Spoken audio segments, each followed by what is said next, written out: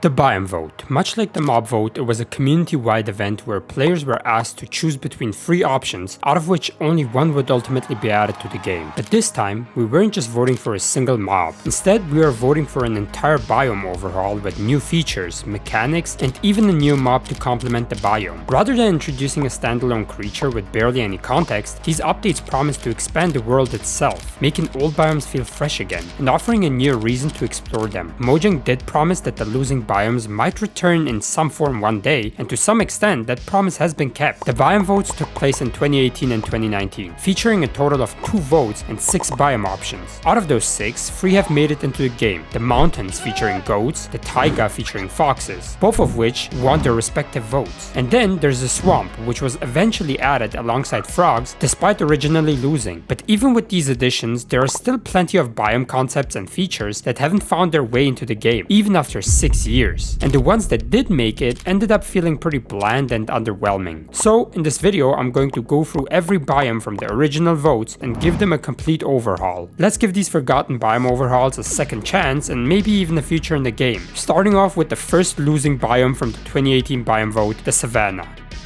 Originally, the Savanna biome was supposed to feature a brand new tree called the baobab tree, which would be the thickest tree in Minecraft. Baobab trees are commonly hollow on the inside due to natural decay over their thousands of years of existence. They can act as a water source since their trunks store moisture, or serve as a shelter for players looking to spend the night. The baobab tree would also grow baobab fruit, which could be a reliable early game food source. Baobab trees in real life are thick, have a fibrous inner bark that's soft, strong, and flexible, making it perfect for crafting ropes, just like this. Ropes work similarly to twisting and weeping vines from the nether, but they're much more accessible and practical. You can right-click the bottom of the rope to extend it upward, or right-click the top to lower it downward, making it a reliable tool for climbing and cave diving. The Savanna is also home to the termite mound. While it was never specified whether termites would be actual mobs or just a block, I decided to make them into a mob. Much like the bee, the termite is significantly larger than its real-life counterparts, and houses itself in termite mound blocks. Termites fester on decomposing plants and wood, and actively search for nearby trees to feed on, similar to how bees search for flowers to pollinate. The termite functions more like a parasitic outbreak. If you try chopping down a tree near a termite mound, you'll notice that the logs are hollow, since termites feed on the inside of the wood, leaving only the outer layer behind. These hollow logs also serve as housing for termites, meaning termite mounds can be found inside the logs themselves, allowing the infestation to spread. To prevent them from taking over the entire world, termites can only spread within a certain radius of the original mound block. There is also an effective way to combat termite outbreaks, which I will talk about later in the video since it's tied to another feature.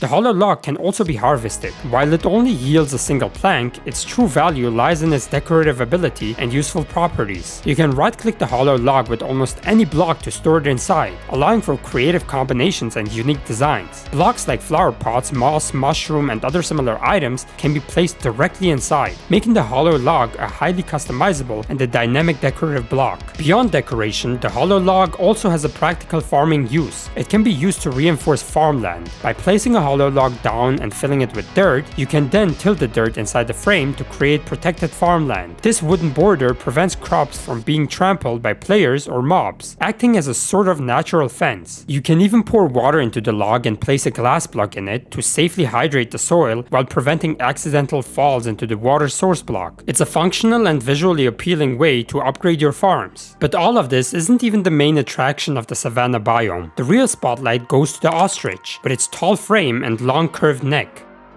Ostriches are mostly neutral and will run away if you attack them, and will stick their heads in the ground if they feel like they're in danger. However, they become territorial when it comes to their young. You can breed ostriches, after which they will lay an egg. Ostriches prefer to lay their eggs in shaded areas, often choosing the space beneath a baobab tree. While usually peaceful, an ostrich will turn aggressive and attack with its powerful neck strikes if you get too close to its egg. They will also sit on their eggs to incubate them until they hatch. Once the baby ostrich is born, the parent becomes even even more protective, much like a polar bear, and will attack you if you approach its young. If you feed a baby ostrich, it will begin to trust you. Once it grows up, you can put a saddle on it and ride it. Riding an ostrich offers a unique experience unlike any other mount in the game. Known as the fastest bird on land, the ostrich doesn't start out fast. It gradually accelerates the longer you ride it. However, it loses momentum when climbing vertically. To make the most of an ostrich's speed, players are encouraged to flatten terrain and create long, uninterrupted strips of land. On a straight, horizontal path with no obstacles, an ostrich can accelerate to impressive speeds, rivaling even the ice boating method. While not quite as fast as ice boats, ostriches make up for it by not requiring the tedious setup that ice boating does, making them a more practical option for fast overland travel. Ostriches also shed their feathers from time to time, which I'll go into more detail about later in the video. The next losing biome from the 2018 Biome Vote is the desert. Now, the desert can certainly benefit from an update, especially one that features a new mob, since deserts can often feel pretty barren and devoid of life. First up, the desert now features the new palm tree, which can grow all across the landscape. But more importantly, deserts now pose a brand new challenge for the player, the heat stroke effect. Upon entering a desert at daytime, a new bar appears over your hunger bar, the heat stroke bar. This bar slowly builds up as you spend time in the harsh desert conditions. If you're standing directly under the sun in the desert, the bar fills up faster. It also peaks during midday and slows down during the early morning or evening. If you sprint or jump around a lot, the buildup speeds up even more. And if you're standing on heat-reflecting blocks like sand or sandstone, you're going to feel the heat much quicker. Wearing armor just makes it worse. So basically, everything you're used to doing becomes a nuisance in the desert. Now, the heat stroke effect comes in stages. At stage 1, you will experience a slight hunger drain and a subtle screen blur. Stage 2 hits you with slowness and mining fatigue. If you're careless enough to let it reach stage 3, you will start taking damage over time, enough to kill you if left untreated. The more heat icons that appear on your bar, the worse it gets. But sometimes the desert has a surprise for you that can actually help. Sandstorms are a rare weather event that usually happens during thunderstorms. When a sandstorm rolls in, visibility drops significantly, making it really hard to see far ahead. But while it's disorienting, it also has a big advantage. It keeps you cool. As long as the sandstorm is active, your heatstroke bar stops building entirely. Moving through a sandstorm also changes the way you navigate. If you're walking against the direction of the wind, it will slow you down quite a bit, but if you move with the wind, it actually speeds you up, letting you travel faster across the desert. So while sandstorms make it harder to see and move in certain directions, they are also your best chance at escaping the heat or travel long distances quickly. But while the desert is harsh, there's one place that offers complete protection, the desert oasis. These rare spots are a true paradise in the middle of the dry wasteland, surrounded by palm trees and patches of lush grass. The oasis instantly cools you down and completely stops heatstroke buildup while you're inside. You will find more palm trees here than anywhere else, and it really feels like nature is alive again, even in the middle of a scorching desert. Luckily, there are also a few other ways to fight back against the heat. Wearing a leather cap works a lot like leather boots and powdered snow. It's a simple but effective counter that slows down the heatstroke effect, giving leather armor a new purpose. Standing under shade, whether it's from palm trees or village overhangs, also cools you off. And of course, water is a great counter. You can either stand in it or drink it directly. It's kind of like the freezing mechanic in snowy biomes, except instead of freezing, you're now dealing with the brutal heat of the sun. But the desert also introduces a more creative way to keep cool: ostrich feathers. You can use them to craft a fan. The fan doesn't just cool you off either. You can use it to extinguish yourself if you're burning, or even put out fires in a wide area. It's a surprisingly handy tool for desert survival. There's another very effective way to cool off: coconuts. Palm trees now grow coconuts, and once ripe, the coconuts have a chance to fall down from the tree. If you're unlucky enough to be standing underneath one, it acts like dripstone and can deal a hefty amount of damage. But if you collect one, you will get the coconut item. Now, the coconut is more than just a fruit. It's actually a ground-based projectile. You can throw it at mobs or players and it will bounce off walls and roll around like a bowling ball. It's pretty fun to use in combat or just mess around with. But if you'd rather use it for survival, you can throw it into the crafting grid to open it up. You'll get the edible coconut half, which helps you cool off when eaten. Once eaten, the leftover shell doesn't just disappear either. You get an empty coconut shell, which you can use as a bowl or even as fuel. It's a small detail, but it adds a lot of character. That's not all though. If you place a cauldron underneath a coconut, over time it will slowly fill up with coconut juice. You can right-click a cauldron with a bottle to extract coconut oil. This opens up a ton of possibilities. Coconut oil can be used to lubricate things like doors, trapdoors, or even pistons, removing their sound entirely. You can also drink it to cool yourself off and restore a bit of hunger. You can right-click blocks with coconut oil to make them slippery like ice. And yes, you can even use it to craft candles. But the real highlight of the desert update would be meerkats. Meerkats spawn in groups and are some of the most interesting mobs in the desert. They are excellent scavengers that feed exclusively on insects, so they'll naturally hunt down termites, spiders, and even silverfish. Whenever they kill their prey, they collect their loot and take it back to their burrows. You'll often see them digging in the sand to build their little houses, and they'll store any item they find inside them. That includes mob drops and even any random items they come across on the ground. If you want to access the loot inside the burrow, all you need to do is brush the burrow block, kind of like how you'd uncover suspicious sand. They will also occasionally stand on their hind legs and look around for danger, adding some personality to their behavior. Now if you feed the meerkat some seeds, it will help you locate the nearest desert structures, kind of like how dolphins guide you to ocean ruins. But if you really want to make one your own, you can tame it using a fermented spider eye. Once tamed, meerkats become incredibly useful as a natural form of pest control. If you bring one near a termite infestation, it will automatically start digging into the termite mound and clear it out for you. You can also bring it with you into a stronghold, and they will sniff out and destroy any hidden silverfish from inside the blocks. Overall, meerkats are playful animals that bring the desert to life and give you a really fun and useful way to deal with insect outbreaks, whether you're in the wild or at home. The next losing biome is from the 2019 Biome Vote, the Badlands. The Badlands generate large amount of terracotta and extra gold, but even with that, the biome still feels incredibly underwhelming. Now, the Badlands feature a new type of cactus that grows out arms, unlike the regular cactus, which only grows straight upward. This cactus also blooms a unique flower, an edible cactus flower with light regenerative properties that also help reduce the heatstroke effect. While the Badlands are affected by heatstroke, the effect here is considerably milder than the desert biome. The Badlands also introduce a brand new feature, tumbleweeds.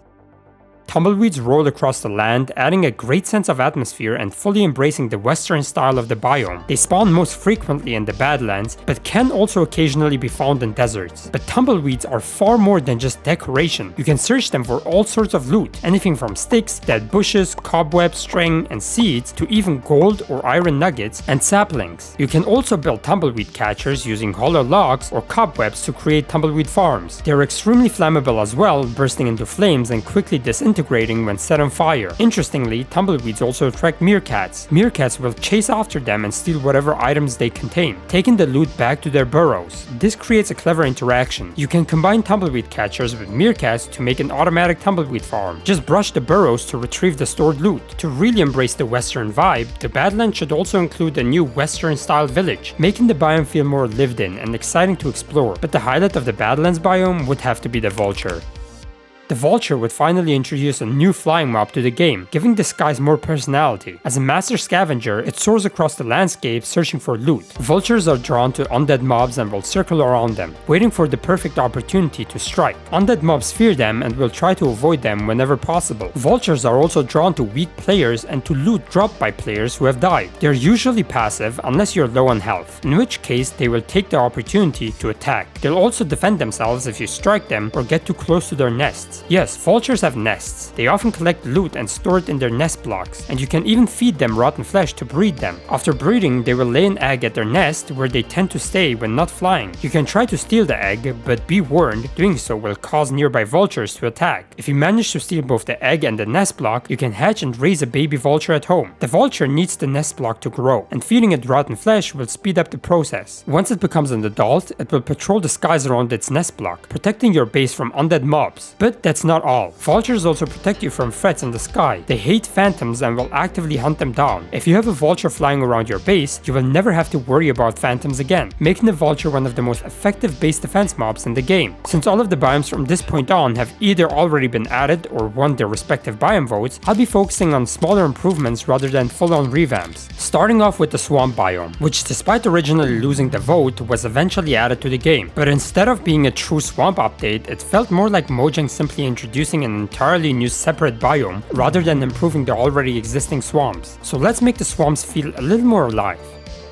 First, the swamp should feature more plant life to better capture the feel of a true swamp. That's where cattails come in. They grow in and around water, and while they mostly serve as a visual improvement, they also come in with some simple but useful mechanics. You can use them to craft brown dye, burn them as fuel, or even turn free cattails into a single piece of paper, giving players a new natural way to get paper. Now on to frogs. The current frogs already have free variants, but that's not enough. In this update, there's now a frog for every color in the game. This lets you collect the frog life for every single dye color, which turns frog lights into proper collectibles and opens up a ton of new building options. But even with those changes, the swamps still feel a bit empty. So now, swamp villagers are finally added. The swamp villager has existed in the game for years. It only makes sense to finally give them a place to live. Swamp villages would blend wooden walkways, mossy structures, and mud paths, making them feel truly unique compared to any other village type. And that's just the start. There's still so much more that could be done to make the swamp feel complete. But even with just a few small tweaks, it already starts to feel more like a biome worth exploring. Next up are the mountains. Since the mountain biome already feels pretty solid, I'll be focusing mainly on the goat itself. Goats can now be sheared to produce a single wool and can also be milked, but with a cooldown. This is to ensure that goats don't completely replace sheep or cows, while still giving them a more practical use. But the biggest focus here is on the goat horns, something I originally talked about in my video where I fixed useless Minecraft features. There are 8 different goat horns in the game, each with its own unique sound effect, and that's pretty much it. You blow into them, they make a cool noise, and nothing else happens. Sure, some horns only drop from screaming goats, which makes them rarer and a bit more collectible, but there's no real incentive to use them. So I thought, what if goat horns actually did something more tactical? Now, if you blow a goat horn during a village raid, it gives nearby iron golems a special buff. Depending on which horn you use, the golem could become faster, stronger, tankier, or even hit with increased attack speed. Each horn gives a unique effect, giving village raids a whole new layer of strategy. But that's not all. You can now attach a goat horn to a note block, and when powered, it plays a horn sound. Pair it with tripwires or pressure plates, and suddenly you've got a working alarm system for your base. Visually, goat horns can also be placed as decorative blocks. Stick a torch into one, and now it becomes a medieval style lamp. Hang a few from the ceiling, and they make for a great chandelier design. And for combat, goat horns can now be combined with any helmet using a smithing table to create a warrior helmet. While wearing one, sprinting into mobs will knock them back and deal a small amount of damage. Perfect for pushing away creepers or giving yourself some breathing room in the fight. And to make your life a bit easier, you could use a goat horn to give your pets a glowing effect. That way, if they ever wander off, you'll be able to spot them right away. This would definitely turn an otherwise underwhelming mob into something players would actually seek out. And the final biome is the Taiga, where I'll focus on making foxes more exciting and useful overall. The concept of foxes holding items has always had a lot of potential, but right now it doesn't really do much, so I decided to take that idea and turn it into something more meaningful. Depending on what item the fox is holding, it will now perform certain actions. For example, if a fox is holding a hoe and runs over dirt, there's a chance it will automatically till the soil. If it's holding shears and runs past the sheep, there's a chance it will shear it. Give it flint and steel and there's a chance it will light a block on fire when running over it. If it's holding a potion, the fox will drink it over time. And finally, if the fox is holding a bucket, it can pick up a single block of water or even lava, making it a handy little assistant. The fox already has cool interactions with certain items, and they would fit right in with their design if that functionality was expanded upon. Thanks so much for watching. If you enjoyed the video, consider leaving a like, subscribing, or sharing it with a friend. It really helps the channel out. And if you haven't already, check out my previous videos where I rework a bunch of other Minecraft features and give them a brand new purpose. I now have channel memberships, so you can support the channel if you wish to do so, and if you subscribe to the Smiley tier, you can have your skin featured in the video. Also make sure to join my Discord server in the description. Hope to see you in the next video. Bye!